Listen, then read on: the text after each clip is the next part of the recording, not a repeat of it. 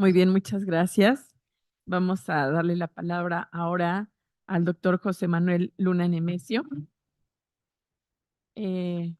el doctor José Manuel Luna Nemesio es licenciado en Economía por la UNAM, maestro en Ciencias Sociales por la Universidad Autónoma del Estado de Morelos y doctor en Geografía por la Universidad Nacional Autónoma de México. De 2020 a 2023 realizó estancia postdoctoral en la Universidad Autónoma de Zacatecas. Desde 2021 es integrante del SNI y actualmente es profesor visitante en el Departamento de Sociología de la UAM Iztapalapa. Sus líneas de investigación: la devastación general del ambiente producida por los procesos de hiperurbanización industrial del territorio, los conflictos epidemiológicos ambientales y la concomitante territorialidad de la enfermedad de cara al desarrollo capitalista. El Estado, la política ambiental y la justicia socioecológica frente a los límites, contradicciones y sesgos ideológicos, intereses imperialistas y carácter neomalthusiano de los imaginarios hegemónicos de la sostenibilidad. Adelante, doctor Luna. Muchas gracias. Muchas gracias. Muy buen día a todos y a todas. Estoy muy contento de participar en este evento. Es el primer evento en el que participo como profesor visitante del Departamento de Sociología, entonces me siento mucho más contento que de por sí el evento mismo significa.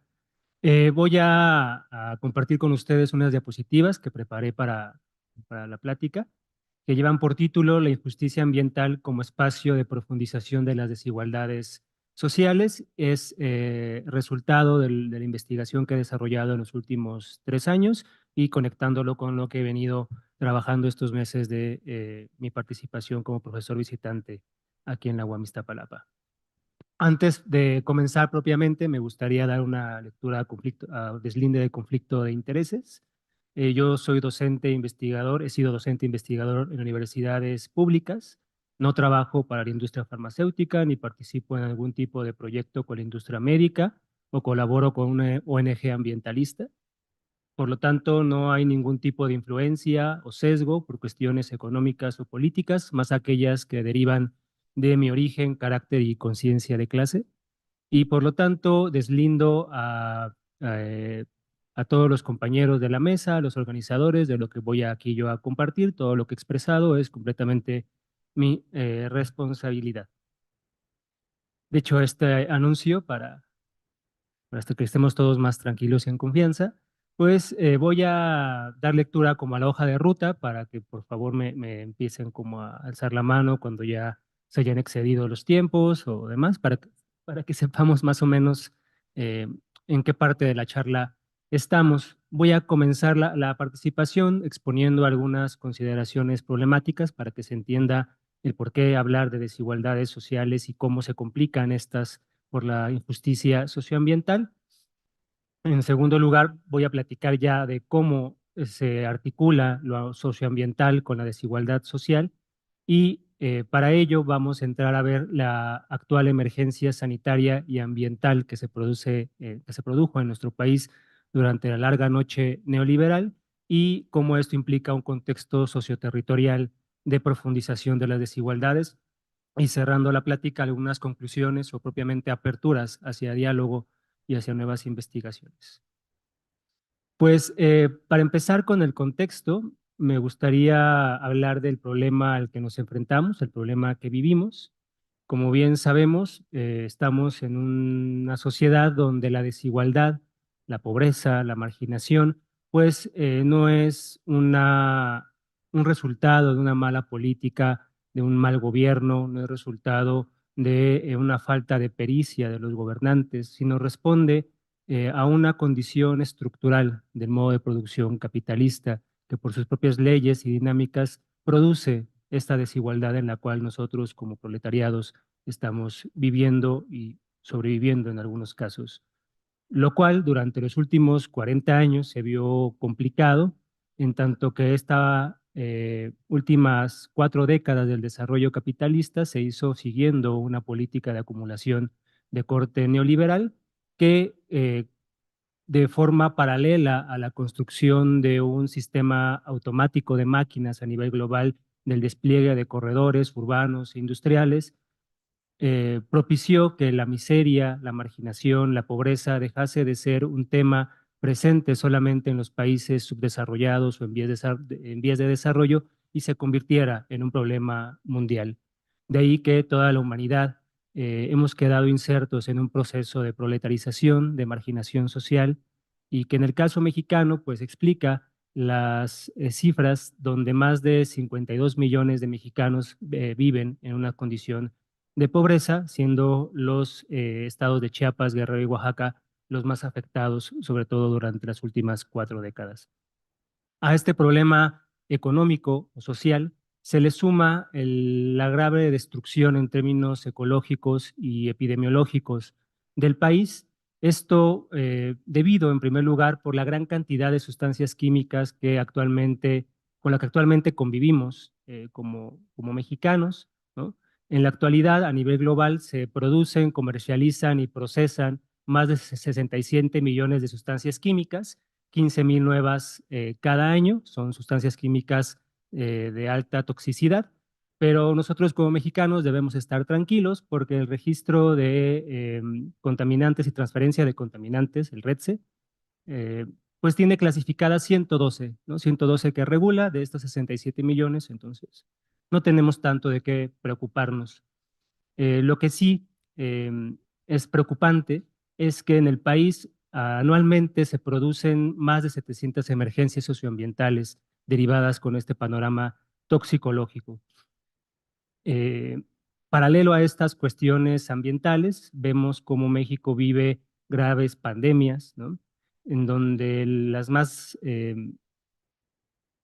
severas, dado los alcances que tiene, es la pandemia de la diabetes, donde hay más de 12 millones de mexicanos que padecen diabetes, sobre todo niños y adolescentes. 2 de cada 10 mexicanos estamos en riesgo de enfermar y morir de cáncer, ¿no? Son las estadísticas oficiales más conservadoras. Y México excede la tasa media de producción de leucemia a nivel global, ¿no? Son, digamos, el panorama epidemiológico en el cual estamos. Para entrar propiamente, ya dicho este contexto con el tema de la plática, voy a presentar cómo durante el neoliberalismo se produjo en el país una hiperurbanización industrial del territorio y que esto dio cuenta a la producción espacial de desigualdades sociales e injusticias socioambientales en el país. Pues recordemos que el neoliberalismo eh, fue una política de acumulación de capital que nuestro país privó desde principios de la década de los 80 y que en 2018 comenzó un proceso de transición hacia otra forma de acumulación de capital, pero que durante estos años lo que se produjo, además de una expropiación de los medios sociales de producción, fue también una expropiación de los medios de subsistencia a toda la población mexicana. Fueron prácticas de despojo nunca antes visto, incluso en la propia historia del capitalismo en general, del capitalismo mexicano, ¿no? Fueron prácticas contrarias incluso a las propias leyes de desarrollo y reproducción del capitalismo, las que se implementaron en países empobrecidos como México. Esto a contrapelo de lo que los economistas clásicos o neoclásicos decían, que el neoliberalismo se basaba en la desaparición del Estado, pues en realidad lo que tuvimos en el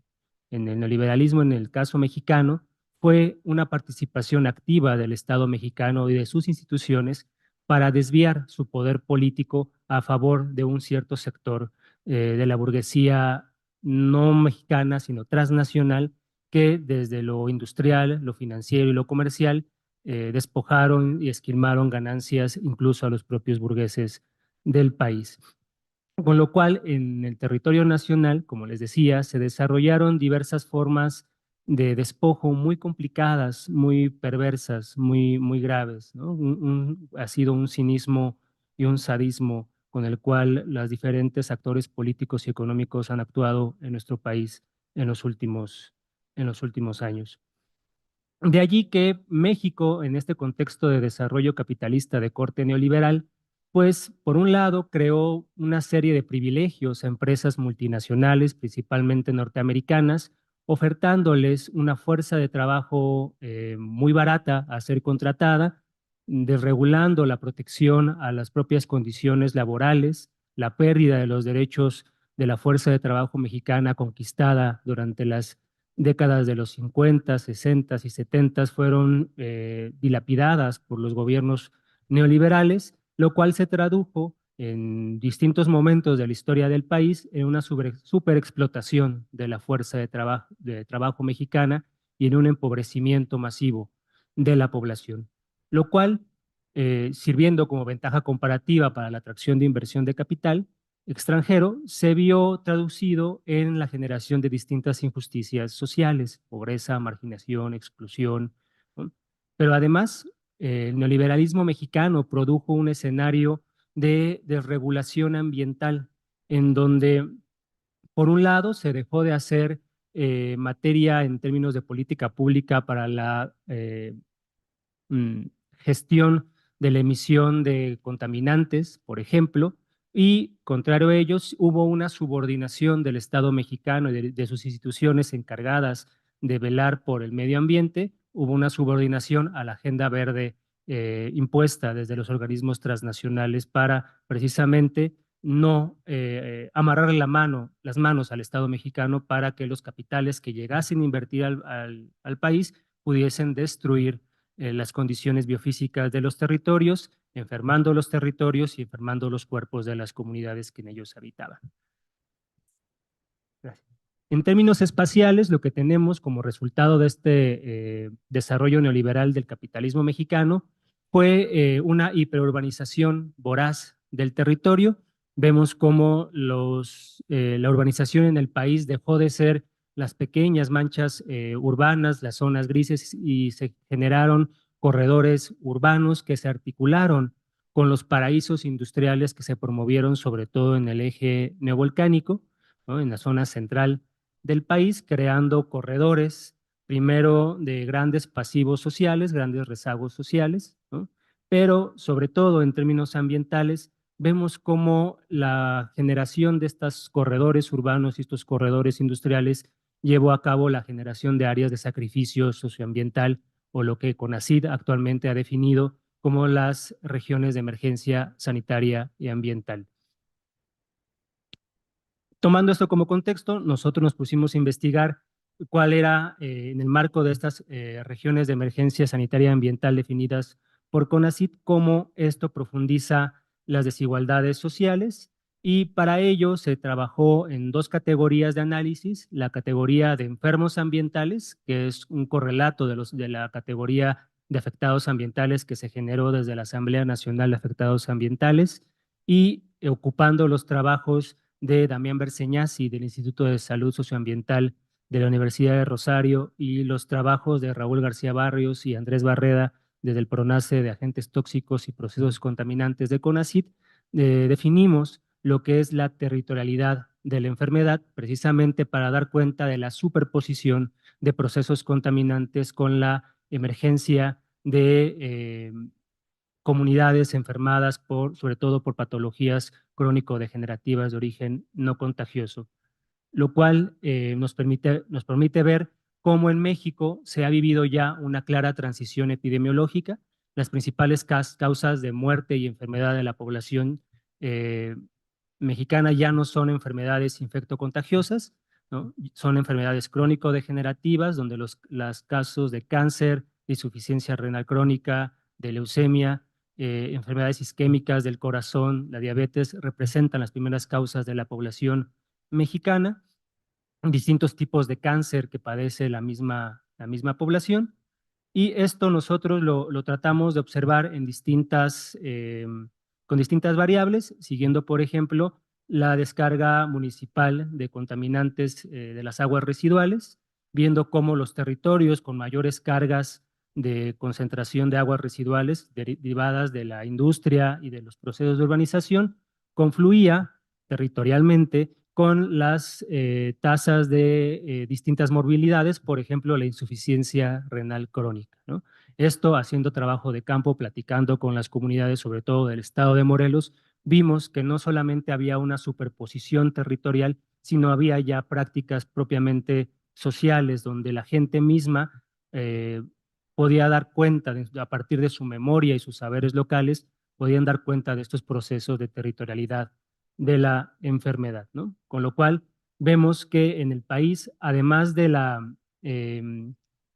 la producción de miseria en términos económicos, hay una producción también de muerte y enfermedad ligados a los mismos responsables de haber generado esta miseria en términos económicos, ¿no? Son las diversas actividades económicas que están detrás de los procesos de urbanización no regulada de los territorios, los procesos de industrialización, en donde la industria manufacturera, la industria extractivista, la industria agrícola, la agroindustria, pues, son los responsables de haber no solamente devastado los territorios, sino también enfermado los cuerpos y las mentes de las comunidades que habitan en estos territorios devastados. De allí que como estrategia terapéutica hemos venido insistiendo en la necesidad que la academia alce la voz frente a estas injusticias, ¿no? Que se haga un frente académico y común frente a la ciencia mercenaria y neoliberal que desafortunadamente tomó por asalto las universidades públicas y privadas del país y que avancemos juntas y juntos hacia la construcción de una ciencia digna, ética, comprometida con la sociedad y que sobre todo que sea responsable ante los grandes problemas que tenemos enfrente, ¿no? Y yo por eso celebro mucho que se haya realizado ese tipo de eventos, este espacio de encuentro para que nos conozcamos, para que nos reconozcamos, no solamente como académicos, sino que nos reconozcamos como mexicanos que vivimos en un contexto pues lleno de distintas injusticias, de distintas desigualdades, esperando que podamos reconocernos y acompañarnos en este proceso. Pues muchas gracias. Como parte de este desvío de poder que se generó en el Estado mexicano por adoptar esta política de despojo que fue el neoliberalismo,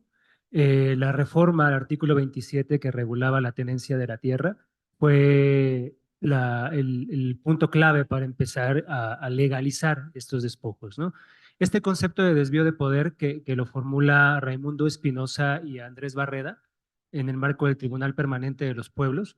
pues es muy importante para entender, primero, que el Estado no desapareció, sino el Estado estuvo presente en los procesos de acumulación de capital de las últimas 4 décadas. Y lo hizo no solamente con escenarios de vacío de poder, es decir, no meter las manos, no hizo solamente con abuso de poder, reprimiendo a las protestas sociales, sino hizo un desvío de su poder político de gestión, creando marcos jurídicos a modo, como las reformas constitucionales, para que los capitales inmobiliarios, industriales, extractivistas que venían a invertir en México lo hicieran cumpliendo la ley. Por lo tanto, vemos como empresas como FEMSA, que cumplen con toda la normatividad de cuidado ambiental, cuando son los responsables, por ejemplo, de la crisis hídrica, en tanto que el marco jurídico con el que operan fueron hechas a modo precisamente por un grupo de gobernantes, de legisladores, que en contubernio con estos empresarios crearon todo este marco jurídico, ¿no? Entonces, sí es un tema importante y ahí me permite como hacer el comentario que tenía